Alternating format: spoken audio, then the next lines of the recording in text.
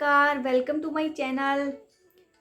आज की जो हमारी कहानी है वो एक बालक की भगवान के प्रति आस्था की कहानी है। बहुत खूबसूरत सी छोटी सी कहानी है, तो चलो शुरू करते हैं। एक बार एक बालक था। वो हाथ में 1 रुपया लेकर दुकानदार के पास जाता है और कहता है कि आपकी दुकान में भगवान मिलेंगे। दुकानदार उस 1 रुपये को ध्यान से देखता है और उस बालक को पागल समझकर धक्के मारकर बाहर निकाल देता है। बच्चा फिर दूसरी दुकान पर जाकर पूछता है कि आपकी दुकान पर भगवान मिलेंगे। वो दुकानदार भी उसको पागल समझकर निकाल देता है, लेकिन जो बालक था वो हिम्मत नहीं हारता। वो दूसरी से तीसरी, तीसरी से चौथी, चौथी से पांचवी, ऐसी अनेकों दुकानों पर जाता है। लास्ट में वो किसी एक दुकान पर जाता है और वहाँ पर दुकानदार से पूछता है कि क्या आपकी दुकान पर ईश्वर मिलेंगे। वो जो वृद्ध था, बूढ़ा आदमी था, उससे कहता है कि हाँ मिलेंगे, लेकिन आपको ईश्वर क्यों चाहिए। बच्चे को सामने से ऐसा रिप्लाई सुनकर थोड़ी आशा की उम्मीद जगी कि इसका मतलब मिलेगा। उस बालक ने कहा कि मेरी माँ बहुत बीमार है, उसके अलावा दुनिया में मेरा कोई भी नहीं है।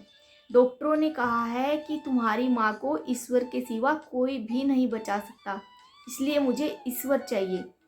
उस आदमी ने कहा कि तुम्हारे पास कितने रुपए हैं। उस बालक ने अपना हाथ खोलकर दिखाया और कहा कि मेरे पास 1 ही रुपया है। तो उस आदमी ने कहा कि हाँ, 1 रुपये में मिल जाएंगे। उस आदमी ने दिमाग लगाया कि मैं क्या इस बालक को दूं जो 1 रुपये में आ जाए। उसने एक आरओ से 1 गिलास पानी का निकालकर भरकर दे दिया और कहा कि ये जाकर अपनी माँ को पिला देना, इसे पीते ही तुम्हारी माँ ठीक हो जाएगी।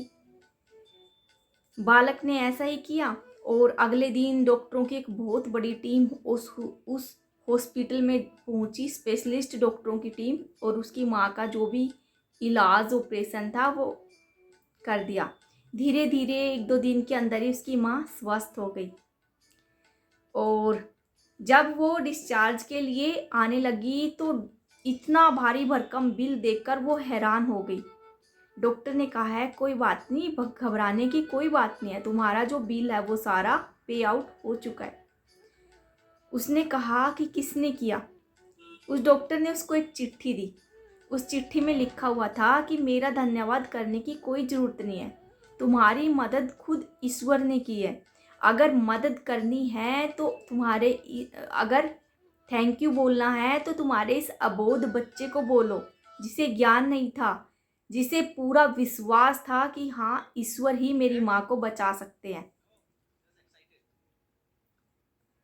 और ईश्वर ने मुझे जरिया बनाकर तुम्हारी मदद के लिए भेजा। तो दोस्तों, इस कहानी से हमें यही शिक्षा मिलती है कि ईश्वर में आस्था के लिए हमें करोड़ों रुपए खर्च करने की ज़रूरत नहीं होती। 1 रुपये में भी ईश्वर में आस्था हो, 1 रुपये से भी ईश्वर मदद कर देते हैं।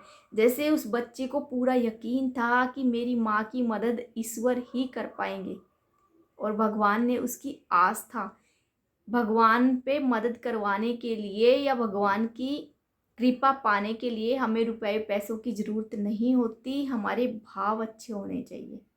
तो कैसी लगी आपको प्रेम और श्रद्धा की ये अच्छी सी कहानी।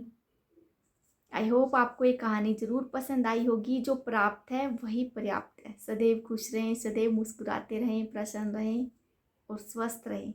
इसी के साथ मैं आपसे विदा लेती हूँ। कल फिर मिलेंगे एक नई कहानी के साथ। तब तक के लिए धन्यवाद।